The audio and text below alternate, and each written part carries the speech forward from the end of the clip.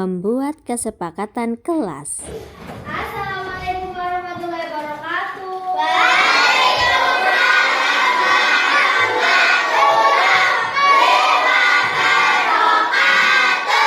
Apa kabarnya hari ini?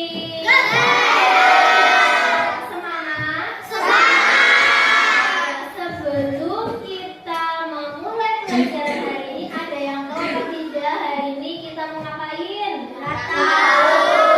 Tidak tahu. Jadi hari ini kita mau membuat yang namanya apa?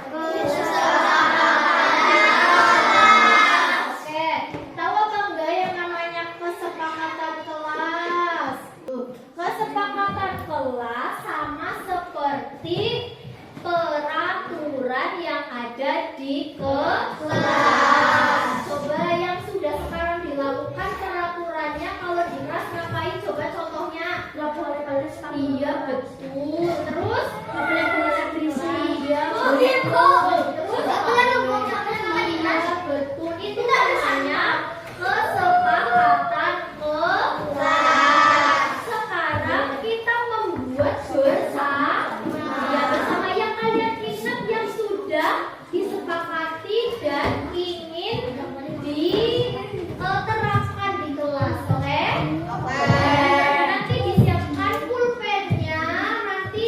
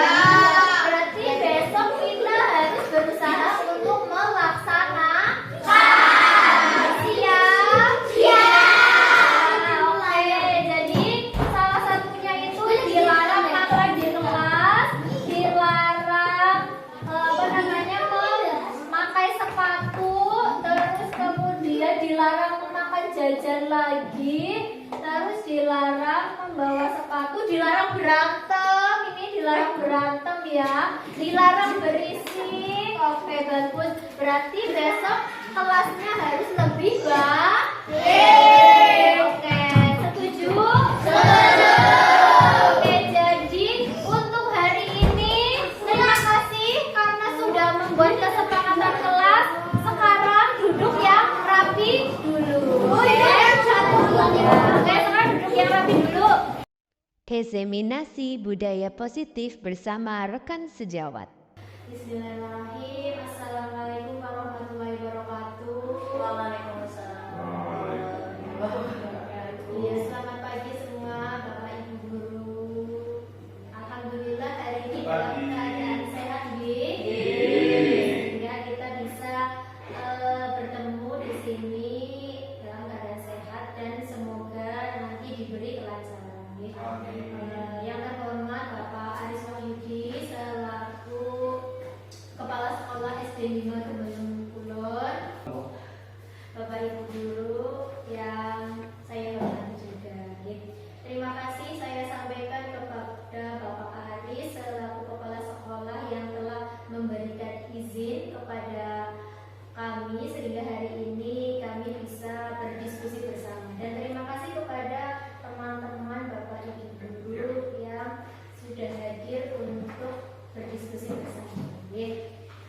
Pada kesempatan kali ini izinkan saya untuk berbagi apa yang telah saya pelajari, tapi itu belum terlalu banyak yang saya pelajari terkait dengan program yang sedang saya ikuti, yaitu calon guru penggerak angkatan ke-10.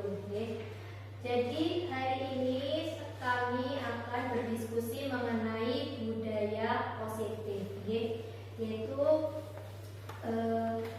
apa sih budaya positif? Seperti itu, budaya positif itu merupakan nilai-nilai atau keyakinan kebiasaan yang ada di sekolah yang berpihak pada murid agar murid itu bisa berkembang menjadi pribadi yang kritis, penuh hormat dan bertanggung jawab seperti itu. Jadi budaya positif itu keyakinan-keyakinan yang ada di sekolah, itu yang berpihak kepada murid. Kemudian yang selanjutnya yaitu ada seorang guru yang baik harus memiliki kemampuan untuk mewujudkan budaya positif di sekolah. Yang pertama ada disiplin positif. Kemudian yang kedua ada motivasi perilaku manusia, ada kebutuhan dasar manusia, kemudian ada 5 posisi kontrol, membuat keyakinan kelas, dan ada segitiga restitusi.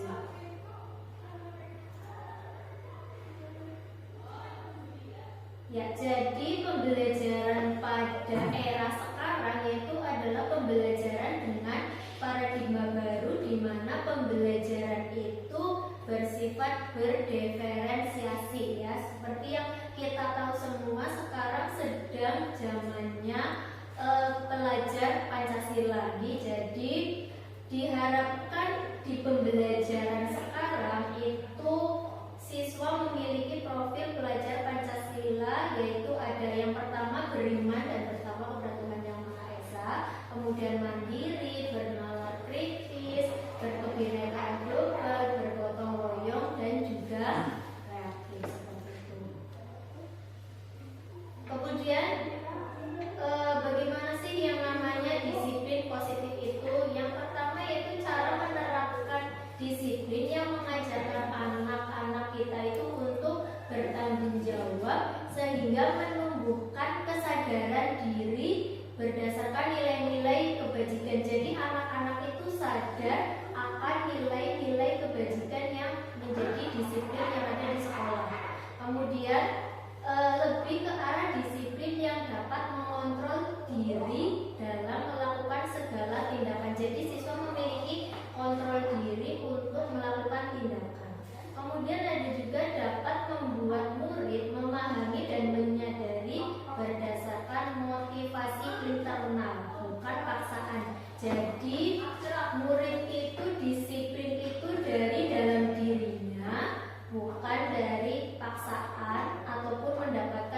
ujian ataupun adanya hukuman kayak gitu. Jadi disiplin itu karena dia sadar sendiri, ya, bukan dari karena nanti takut dihukum nanti jadi disiplin.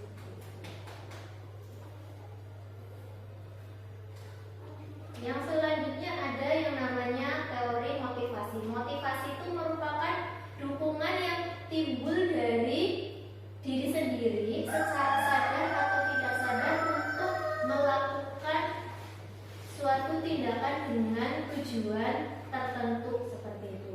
Yang pertama ada menghindari ketidaknyamanan dan hukuman. Yang kedua ada mendapatkan imbalan atau penghargaan. Yang ketiga ada menghargai nilai kebajikan diri sendiri.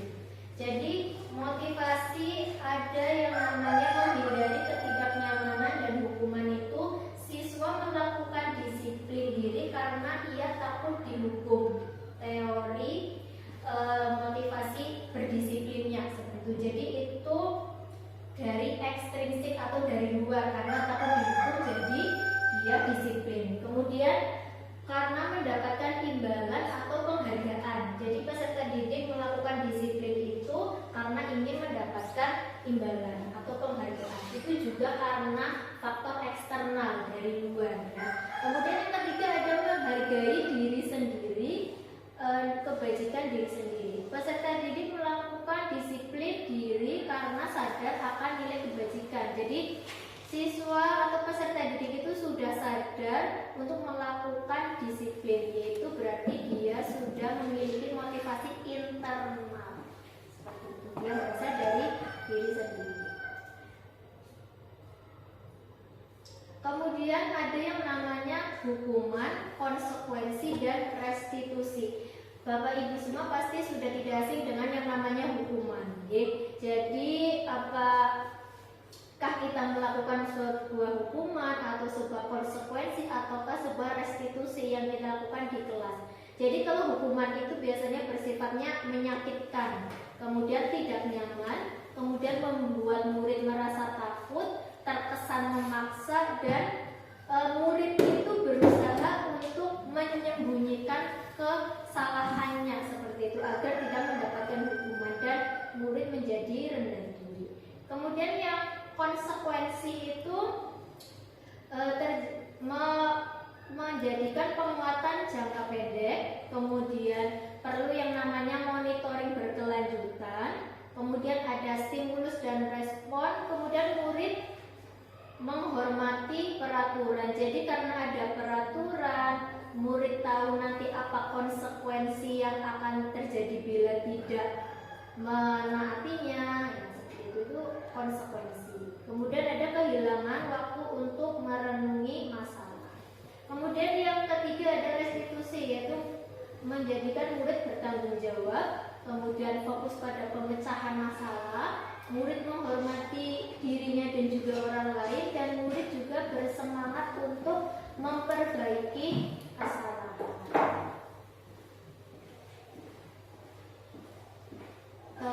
Coba kita bedakan di antara hukuman, konsekuensi, dan restitusi. Misalnya nih, ada contoh kasus peserta didik atau siswa sering tidak mengerjakan PR.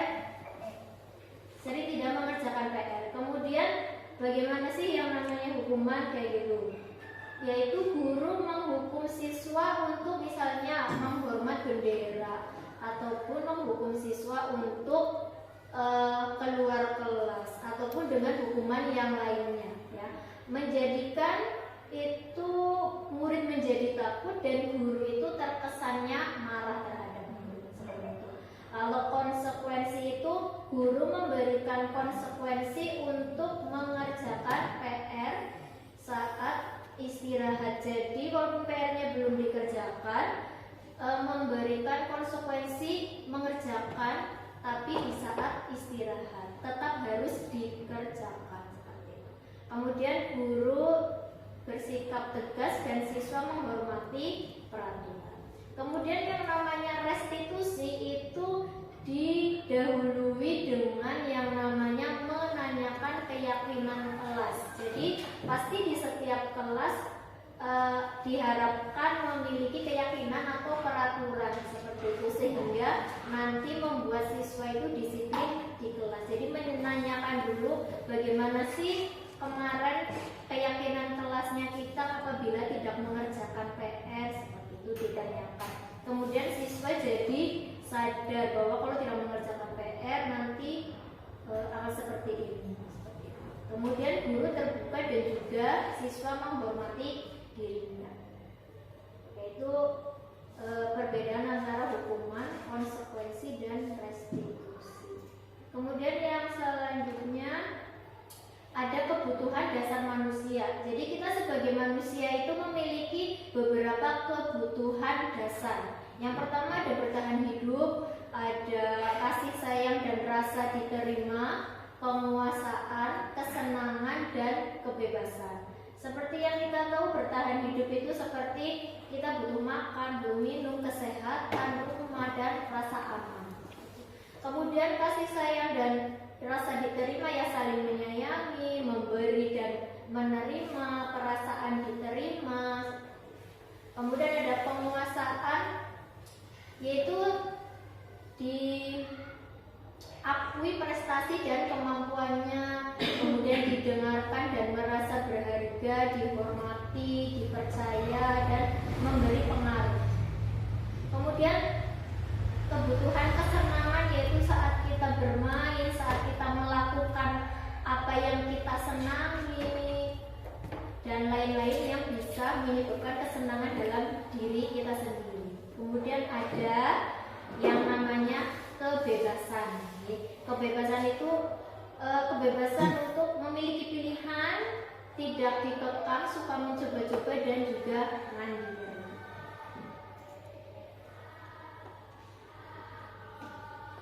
Ya, untuk yang selanjutnya ada 5 posisi kontrol guru dan orang tua ya. Jadi kita sebagai guru dan juga orang tua itu memiliki atau ada 5 posisi kontrol. Yang pertama ada penghukuman, yang kedua ada pembuat rasa bersalah, yang ketiga ada sebagai teman, yang keempat pemantau, dan yang kelima sebagai posisi kontrol manajer. Pasti Bapak Ibu sudah tidak asing dengan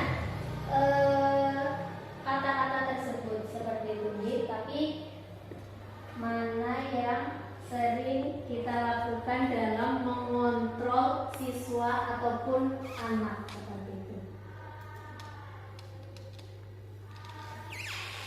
Ya, jadi tadi ada penghukuman, pembuat merasa bersalah, teman, pemantau, manajer. Itu ada yang menyebabkan identitas gagal, perilaku atau perilaku kontrol negatif, dan juga ada identitas berhasil, yaitu perilaku kontrol positif. Jadi yang identitas gagal itu kontrol sebagai penghukum, kemudian dan juga pembuat merasa bersalah seperti itu. Yang setelah saya mempelajari ini, ternyata saya sadar bahwa saya selama di kelas ataupun di sekolah itu ternyata perilaku kontrolnya itu masih menjadi penghukum seperti itu ya. Jadi kalau kamu tidak melakukan, guru marah. Ayo kerjakan tugasnya seperti itu. Jadi kalau misalnya yang penghukum itu menghardik anak, menunjuk-nunjuk anak, menyakiti gitu. Tapi kebanyakan yang saya lakukan itu menyakiti secara kata-kata, jadi secara verbal seperti itu. Itu untuk penghukum. Lalu untuk pembuat merasa bersalah, biasanya kok kamu seperti itu sih? Nanti guru kecewa denganmu. Kesalon. Itu untuk membuat merasa bersalah. Kemudian ada yang namanya posisi kontrol sebagai teman.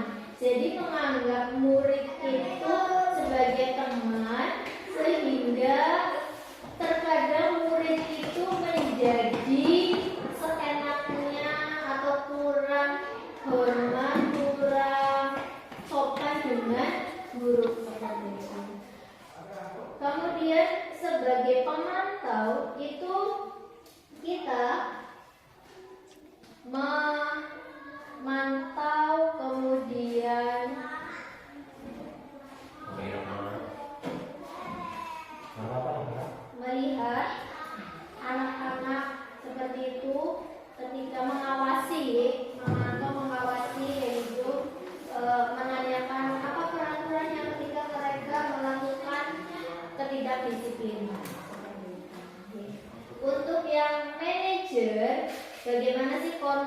dulu sebagai manajer itu diawali dengan mengajukan pertanyaan-pertanyaan, yaitu pertanyaan apa yang kita yakini, apa yang kamu menyakiti hati, seperti itu, apakah yang kamu lakukan itu benar apa salah menurut kamu, gitu. Jadi manajer itu kita tidak langsung memberi hukuman. Karena kamu tidak mengerjakan tugas, kamu dihukum seperti ini. Tapi kalau sebagai manajer, kita mengajukan pertanyaan dulu, kenapa kamu tidak mengerjakan PR, kita tanya alasannya seperti itu. Kemudian kita cari solusinya seperti itu. Jadi selama ini saya sadar ketika di kelas ternyata masih melakukan kontrol yang negatif, menghukum dan juga membuat merasa bersalah gitu anak-anaknya. Mari kita belajar bersama untuk menjadi kontrol diri sebagai manajer. Walaupun sebenarnya kita tidak bisa seluruhnya mungkin menjadi manajer, tapi itu juga karena jalan diri dari diri.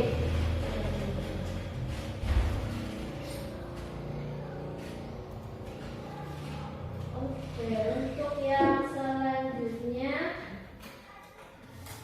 ya, yang sudah saya jelaskan tadi juga antara perbedaan penghukum, membuat rasa bersalah sampai ke manajer. Kemudian ada yang namanya membentuk keyakinan kelas atau peraturan kelas seperti itu. Jadi selama ini sebenarnya di kelas kita itu sudah ada yang namanya keyakinan kelas. Betul di Bapak Ibu? Ya, peraturan kelas atau keyakinan kelas, tapi tidak tertulis seperti itu. Jadi tidak tertulis, jadi mungkin anak-anak itu lupa seperti itu, atau kita mengingatkannya itu agak susah karena tidak tertulis di dinding seperti itu. Jadi bagaimana sih cara membentuk keyakinan kelas? Kayak gitu. Yang pertama itu keyakinan kelas merupakan sesuatu yang lebih abstrak dari peraturan. Kalau peraturan itu kan jelas gitu. Kalau ini cuma intinya saja. Kemudian berupa pernyataan universal, kemudian tidak dibentuk dalam bentuk positif. Kemudian sedikit saja agar lebih mudah diingat, tidak perlu panjang-panjang dan sesuai dengan kondisi kelas atau sekolah. Kemudian dalam membuat peraturan kelas, semua siswa itu dilibatkan. Karena apa? Karena siswa yang akan menjalankan keyakinan atau peraturan kelas tersebut. Kemudian ada yang terakhir yaitu segitiga restitusi. Apa sih yang dimaksud segitiga restitusi? Jadi restitusi itu adalah kondisi murid untuk memperbaiki kesalahan sehingga mereka bisa kembali ke kelompok mereka. Jadi saat murid membuat kesalahan, kita atasi dengan yang namanya segitiga restitusi. Jadi ada 3 tahapan dalam segitiga restitusi. Yang pertama itu ada menstabilkan identitas, ada validasi tindakan yang salah, ada menanyakan keyakinan. Oke, menstabilkan identitas itu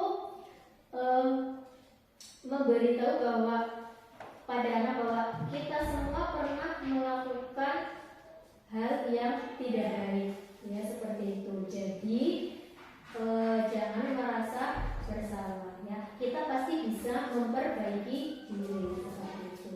Kemudian kalau misalnya dia yang menjadi korban itu, ibu tahu bahwa kamu mungkin merasa sakit hati atau tersinggung, kamu dinamai temannya, gitu. Ya, itu menstabilkan identitas. Kemudian ada validasi tindakan yang salah seperti itu, bahwa tindakan yang dilakukan olehmu itu benar apa tidak, coba gitu. Menanyakan kepada anaknya ini benar apa tidak, ini salah apa tidak gitu. Validasi, jadi anak itu pasti tahu yang dia lakukan itu benar atau tidak. Kemudian yang ketiga yaitu menanyakan keyakinan seperti itu. Jadi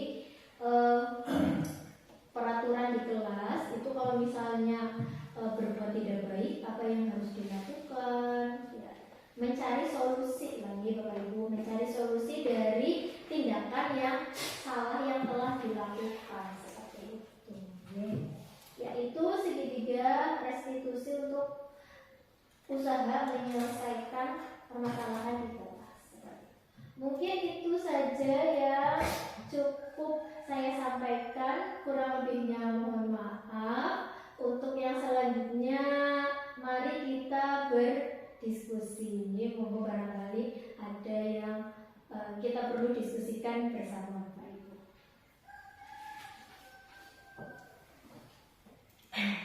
Ada untuk pembuatan peraturan kelas secara bersama dengan siswa. Misalnya ya, kita akan membuat jadwal piket ya. Itu sering sekali ada permasalahan lah.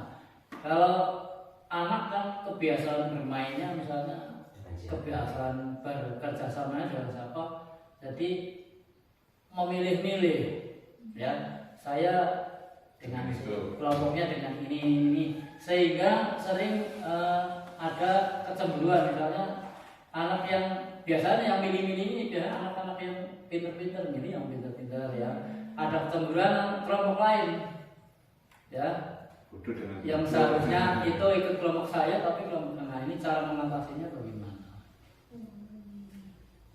Ya, jadi mereka seperti punya circle sendiri, cuma dekat seperti itu, tidak mau untuk bersosial dengan yang lain, tidak mau berkelompok dan yang lain seperti itu. Ya, jadi dari kasus tersebut kita sebagai guru memiliki banyak ide untuk mengantisipasi atau melaksanakan yang itu tadi pilih-pilih dalam kelompok. Kalau misalnya itu bisa, pertama yaitu memberikan pengarahan bahwa berkelompok dengan siapa saja itu tidak apa-apa, tidak masalah seperti itu. Bahwa nanti ketika kita bisa bersosialisasi dengan yang lain itu nanti jadi akan lebih baik seperti itu. Jangan cuma berteman dengan itu saja seperti itu. Yang pertama bisa diberi motivasi seperti itu. Yang kedua kita bisa melakukannya dengan cara pembagian kelompok. Kalau itu kan biasanya dipilih sama anak tertentu sama anak tertentu, itu mungkin bisa dilakukan dengan kocokan atau lintingan, tapi nanti sebelum itu harus disepakati bersama bahwa cara ini disepakati seperti itu. Hasil yang keluar itu nanti harus setuju seperti itu, harus diterima gitu. Jadi atau mungkin ada cara yang lain gitu, ada cara yang lain biar ditawarkan juga, bisa juga ditawarkan kepada anaknya seperti itu.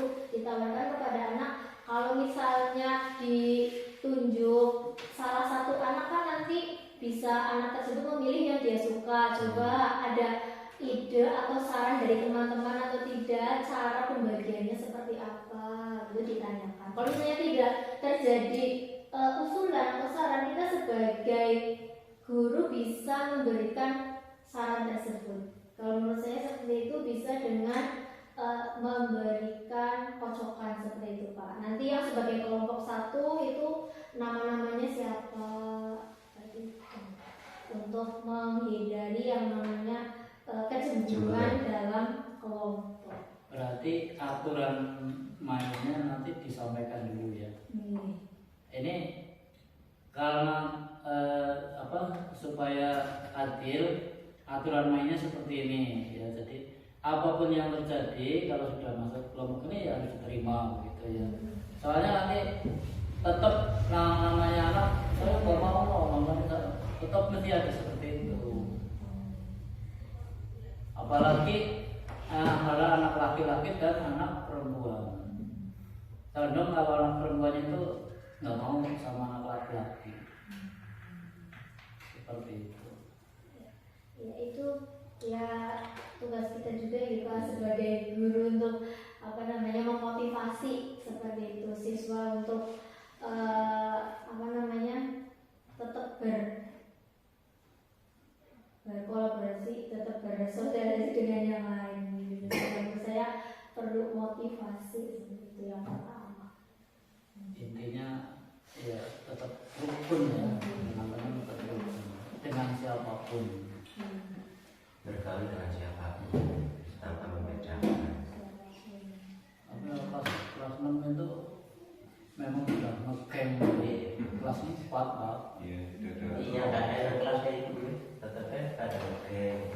Tapi bisa Mbak dikasih contoh kasus segitiga restitusi Iya. tadi yang itu contohnya yang seperti apa? Jelaskan masalah tadi kan nggak seperti segitiga restitusi Pak ya. Terima kasih Pak. Kemarin saya mencoba untuk menggunakan segitiga restitusi ini menyelesaikan masalah.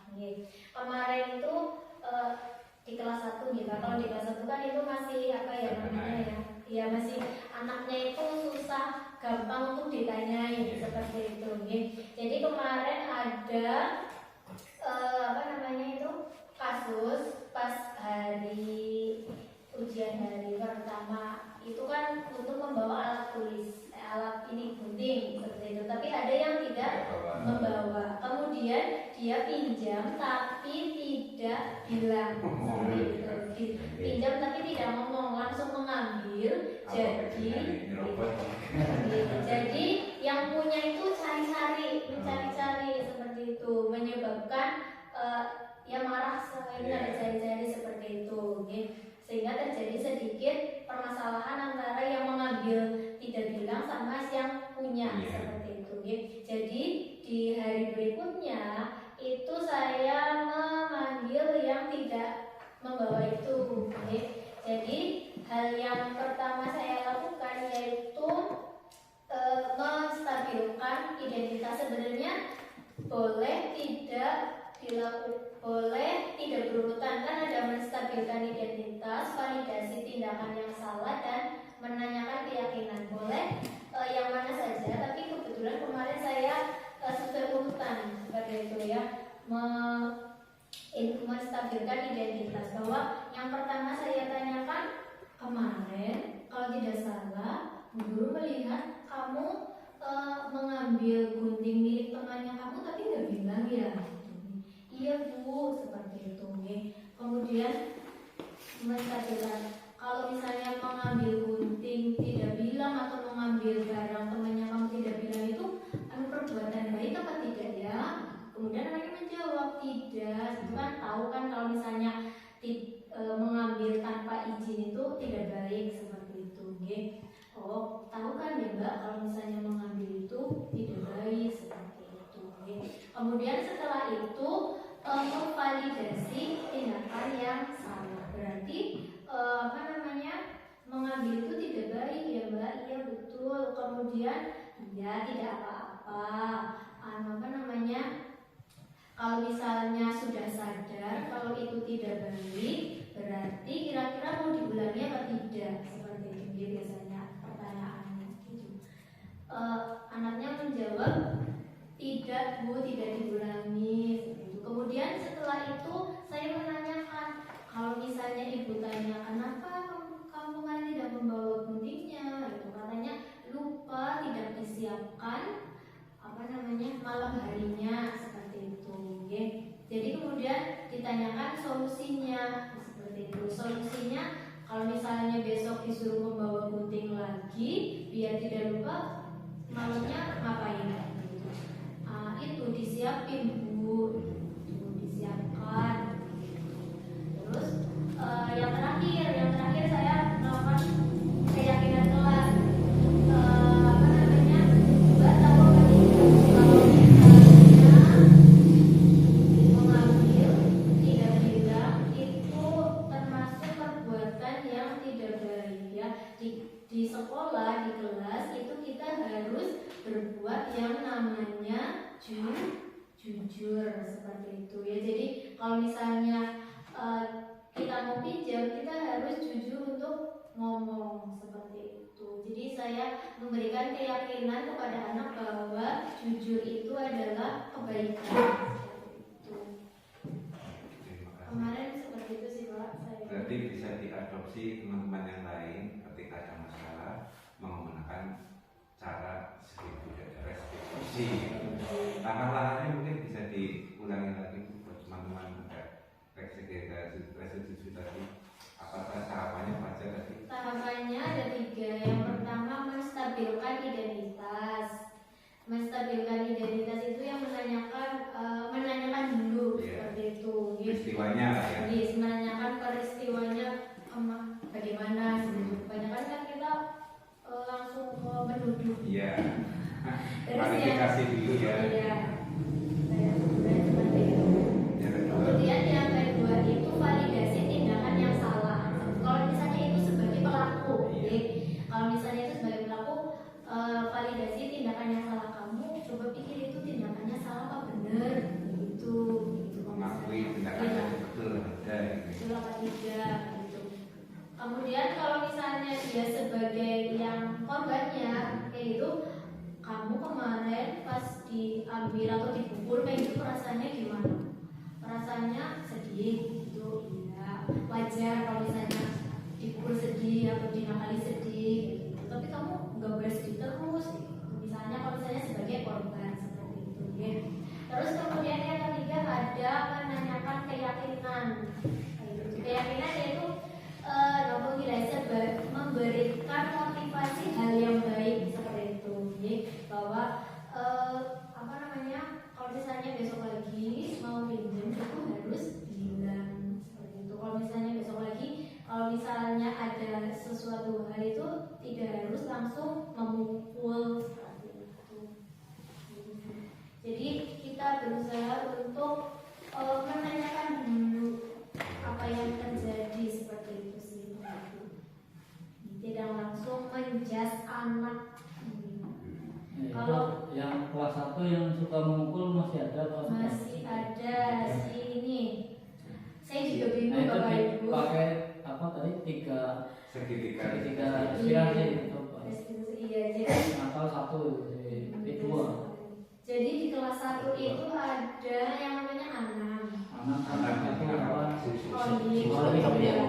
Anak sama Selotok kan udah ya? Selotok mau kan Iya, suatu sering Iya. Iya. sering disebut pragos.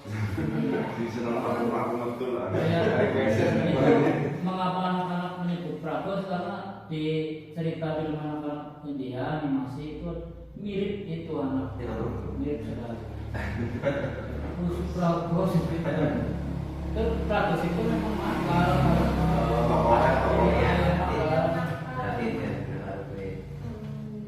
Itu spesial.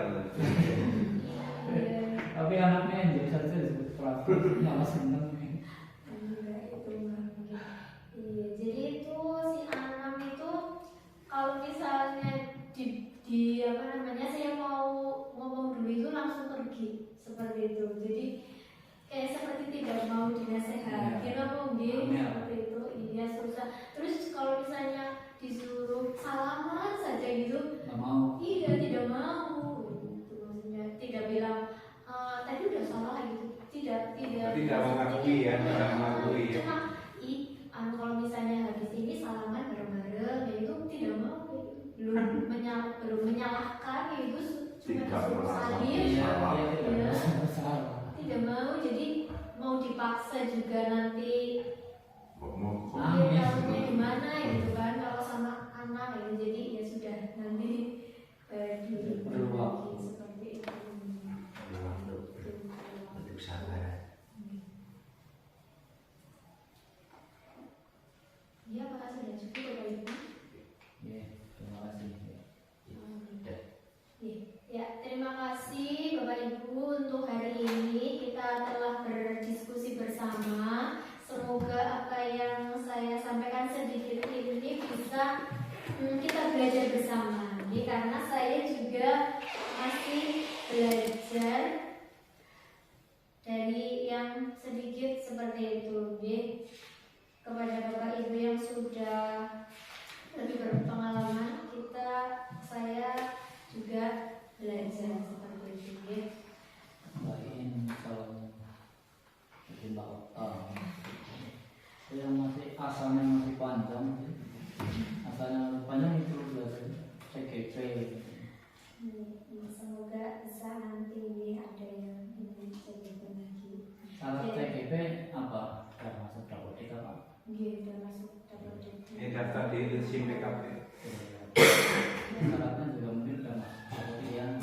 Kalau belum masuk dapodik Faktanya juga masih bisa. bisa faktornya pertama masih Minimal minimal S2 lah. minimal masa depan masih Bisa, Pak. 74 ya? 3 73 itu. 10 tahun minimal masih ada. Kayak mikir anaknya itu bagus. Soalnya warakin kuat ya kun wah penyemet paling bulat-bulat ketawa. Asalnya gue Tahun ngesuk ngisi anak, tahun ngesuk Itu dari luar semua. oh yang mana tahun ngesuk akhirnya kedua. Pensi belum saya sengaja. Ini sudah Bapak Ibu, saya tutup dulu nih. Terima kasih kepada Bapak Ibu semua, Bapak Kepala Sekolah yang telah memberikan izin dan telah berpartisipasi pada hari ini. Terima kasih untuk kesediaannya. Semoga kita semua bisa menjadi guru yang berpihak pada murid, guru yang memberikan yang terbaik untuk murid. Mungkin itu saja yang dapat saya sampaikan. Kurang lebihnya mohon maaf. Assalamualaikum warahmatullahi wabarakatuh. Waalaikumsalam.